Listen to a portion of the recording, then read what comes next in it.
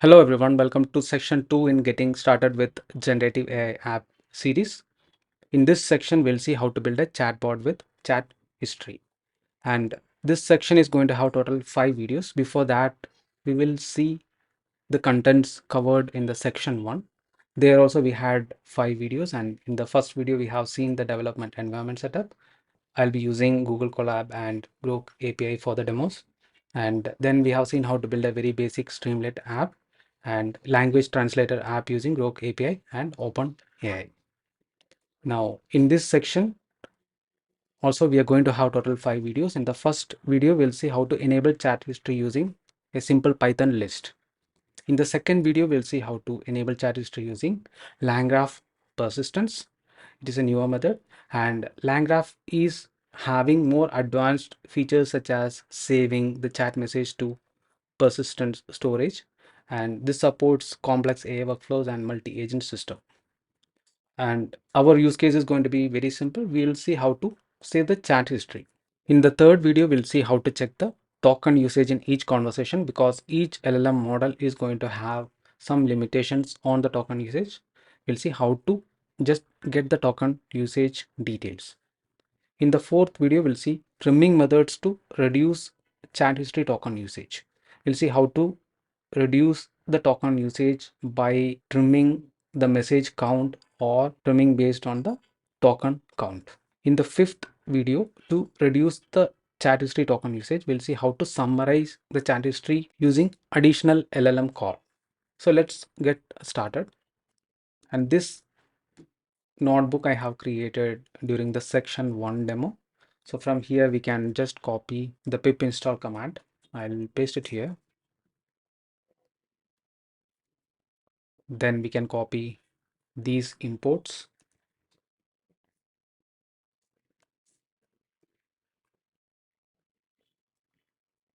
We can even copy the API key. I have already given the permission to this notebook. You can see here it is already enabled. And I'll use the model Llama 3.3 70 billion.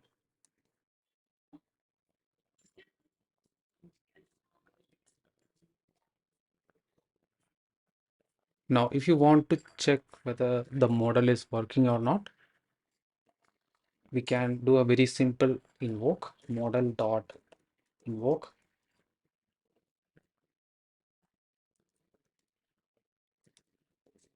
I'll give a simple message,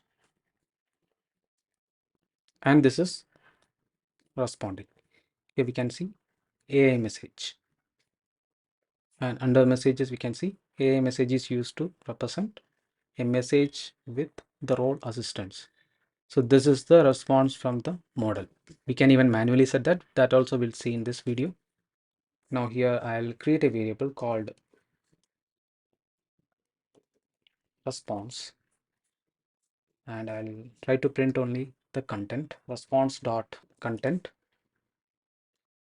and I'll change the question here, list of LLM models. Let me run this. So this is giving the commonly used LLM models. Copy this, and I'll put another question here. Explain me the first one. Now you can see this conversation has just started. There is no first one. So that means it is not saving this chat history. So it is not maintaining any context. So we'll see how to enable that. Now I'll copy this and I'll put another question. And this time within invoke, I'm going to add a list. And under the list, I'll give HumanMessage and content equal to, I'll ask a question. What is your planet? Run it. So it is saying that I don't have a planet. And this we have seen earlier in the video, like this represents the user input. Now what I'll do, I'll just try to manually set an AI message. So for that, first we need to import that. I'll give AI message, run this code again, and here I'll give AI message and content equal to, I'm just manually feeding the AI message response. So now this will assume that it has said this statement in the previous conversation. Hello, I am from a planet called Nabu. I'll give comma here. This is a fictional planet in Star Wars series. So we'll see AI's response. So you can see the response now. Now it is saying that, okay, my planet is Nabu and it's a beautiful place with stunning landscape. So now this is assuming that it has responded earlier with this message, and this is already having some details on this data, the name Nabu, and it is assuming that it is from Nabu. Okay, now I'll go to the PPT here. So we have seen what is system message earlier. So that defines the system level instructions, and you can set the context using system message, and human message represents the user input, and AI message represents the response from an AI model in a conversation. So we can set a message manually if you want to simulate the AI response. We were just manually giving some AI response, and according to that, it was responding in the further communication, right? And we can use AI message, the manual AI message, for testing and debugging, or if you want to preload the context in multi-turn conversation. Multi-turn conversation means if you have multiple interactions between the AI model and the user, and in many more use cases, we can manually set this. So this is one example. And another way is, I'll just copy this, and instead of AI message, I'll give system message, and I'll say that imagine you are from a planet called Nabu and answer the question.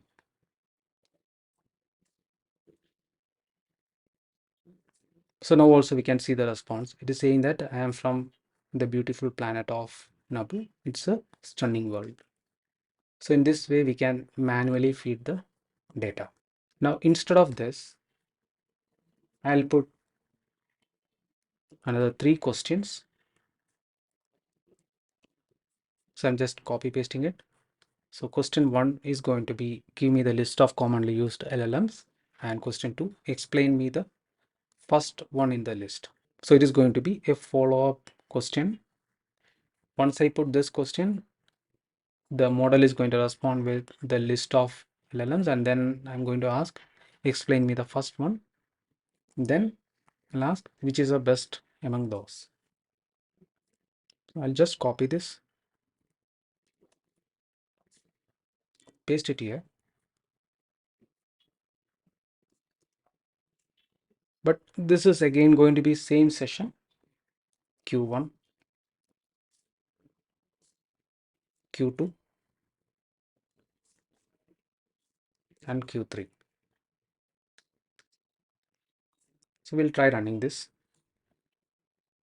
We need to run this section. Now let me run it again. So now if you notice, this is the response for my first question, and this is the response for the second question. You can see here. As for explaining the first one, ChatGPT is a conversational AI model that uses natural language processing. And then the third question, as for which one is the best. So it is giving me the answer. So we can pass the data in this format, but what we will do, we will put a prompt here, an input prompt for the user, and based on that question, we'll connect with LLM and get the response. Now here first what we'll do, we'll just create a while loop so that it will be always prompting for the user input. So let me just give while true, I'll create a variable user input equal to, and it is going to be input, enter your question or type exit. Okay, now this will be giving as a prompt, but if we stop it, we'll be getting an exception here. So we'll just try to handle that as well. I'll give a try, then accept, and the error is keyboard interrupt. So we can just give exiting, and now if you run it and stop it, so it is exiting. It is not showing any exceptions. Now first we'll try to achieve the same use case like the single input. So for that, I'll just create a variable called input message equal to the human message, and content is this user input, and then I'm going to invoke the model response equal to model.invoke and this input message. Let me just try running this, and I'll copy this question,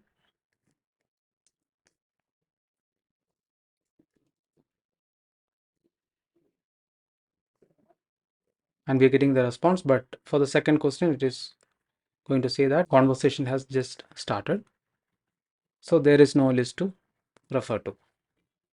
And additionally, what I'll do, I'll just add some new line and print so that we can differentiate the questions and answers here in each loop. Now to store this into a variable, same kind of this list approach we can use. Let me stop this, and here I'll create a list history, and it is going to be an empty list. And whenever user gives some data, what we'll do, we'll just try to append that. Okay, history dot append, and either we can give the input message itself. Okay, let me just cut this, history dot append, and we'll put the input message here.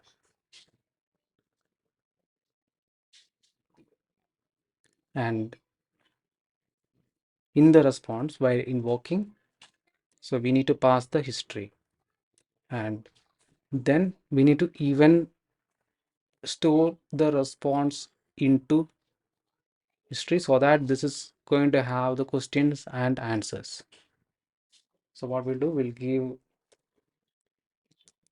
history dot append response. So here we have initialized a list, and first adding the human message, the user input into the list, then adding the response. So this is going to happen in a while loop, and all the conversations it is going to store in the list. And here we need to handle even this exit condition.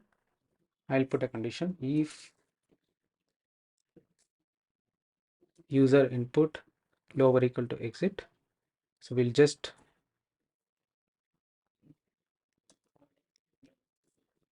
print a message exiting and break. So let me just try running this list of LLMs,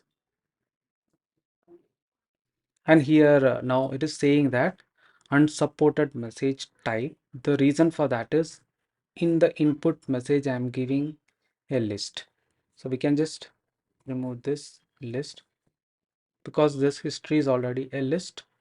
So let us just try running this list of LLMs. So this is giving the list of all the LLM models, and now I'll say explain me the first one.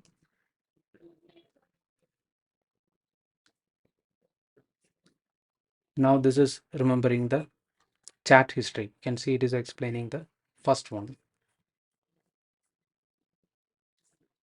I'll ask how it is trained.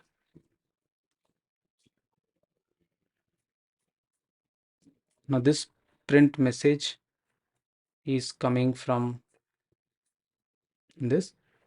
I'm just printing underscore 100 times. And we can see here, BERT is trained on large corpus of text data using combination of two major objectives and all the details. And this is a very simple method. We are just using the list to append all the history. And this is the comparison of our manual list method and LangGraph persistence.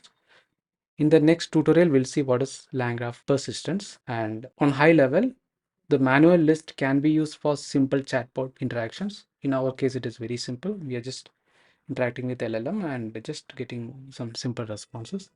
And this doesn't support state persistence across different sessions, and it is limited to the sequential model calls, and this doesn't have built-in fault tolerance.